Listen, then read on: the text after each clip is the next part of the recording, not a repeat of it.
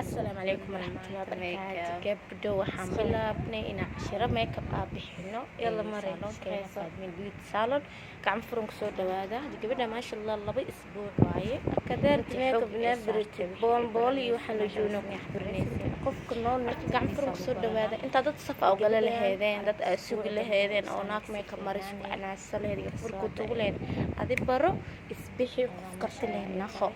qor shaqeyso gacantaada binaadam kala u gali marka salonkan wuxuu ku yaalaa sayidka dhanka shidaalka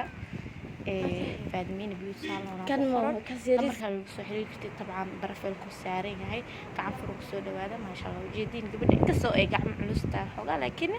aad bay ugu dhowdahay banaankeeda ku dhacay ma sha Allah المهم waxaad leeyahay soo dhawaada wax barta dadka leedahay bin aadan sugi lahaydeen wax barta oo meel isa saara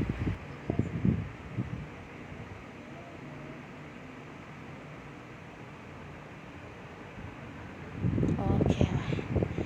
xogaa karoon tahay bibida inkastoo inta gabeynaysa karoonta xogaa rigmada baa la dhaho